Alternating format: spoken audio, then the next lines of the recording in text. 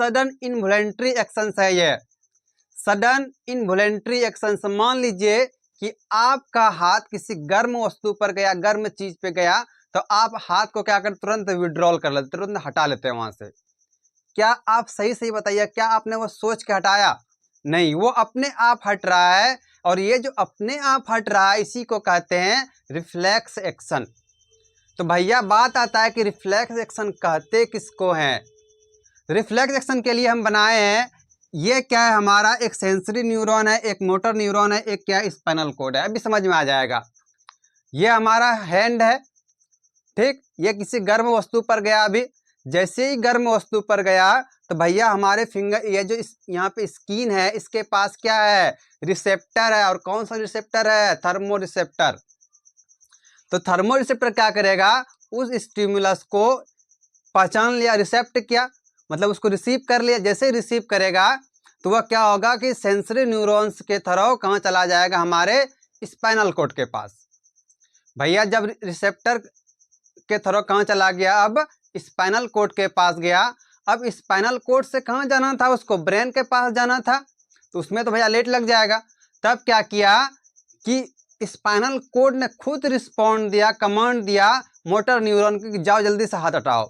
फिर वो motor neuron के थ्रू क्या होगा, वापस इसी हैंड तक आएगा इन्फॉर्मेशन लेके, वहां से हाथ हटाना है। और ये क्या होता है, बहुत फास्ट काम होता है। आइए देखते हैं कैसे हुआ। सबसे पहले देखो हमारे पास क्या है, ये है हमारे पास सेंसरी न्यूरॉन। और ये कहाँ से निकला है, हमारे स्पाइनल कॉर्ड से निकला हुआ है। मतलब मान लो ये हमारे हैंड का सेंसरी न्यूरॉन है, हैंड का सेंसरी न्यूरॉन है भैया, ये सेंसरी न्यूरॉन हुआ। उसके बाद देखो यहाँ पे हम बनाए, एक फिंगर बनाए हैं, मतलब क्या, यह और एक स्टिमुलस है, मतलब एक हीट है। ये हीट क्या हुआ, इस फिंगर को टच किया, मतलब क्या आपका हैंड क्या हुआ, किसी गर्म वस्तु को टच कर दिया। तो जैसे ही टच किया तो स्किन के पास क्या है, थर्मो रिसेप्टर रहता है, मतलब कि वो हीट को गेन कर सकता है। तो जैसे हीट को यहाँ गेन किया तो हीट अब रिसीव कर लिया। तो जैसे रिसीव किया तो सेंसरी न्यूरॉन का जो डेंड्राइट्स पार्ट है वह क्या करेगा, उस इंफॉर्मेशन को लेके चला जाएगा गेंगलियन के पास। और गेंगलियन क्या करता है, उसको पुश करता है। पुश कहाँ करेगा, ये पुश करता है हमारे स्पाइनल कॉर्ड के तरफ। यहाँ पे रुक जाइए, हमारा इंफॉर्मेशन कहाँ तक आया है, स्पाइनल कॉर्ड के तरफ आया है। भैया स्पाइनल कॉर्ड क्या करेगा, इसको कि कमांड देना है किसको, मोटर न्यूरॉन को। तो जोड़ेगा कौन भैया इसको, ये जो जोड़ रहा है इन दोनों न्यूरॉन्स को, मतलब सेंसरी न्यूरॉन और मोटर न्यूरॉन को, वो क्या है, इंटर न्यूरॉन है।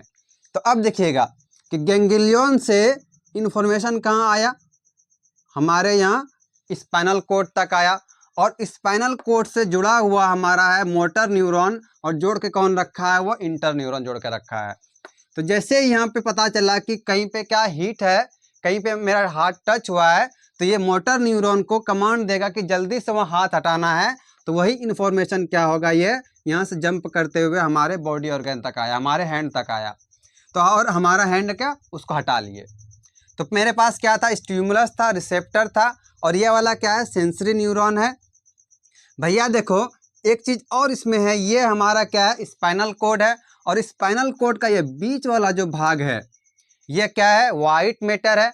ये वाइट मैटर दिखता है, वाइट है, क्यों दिख रहा है वाइट, किसको, क्योंकि इसके पास क्या रहता है, माइलिन शीथ रहता है। और माइलिन शीथ भैया फैट का बना होता है, इसीलिए कैसा है, वाइट है। दूसरा क्या है, ग्रे मैटर है।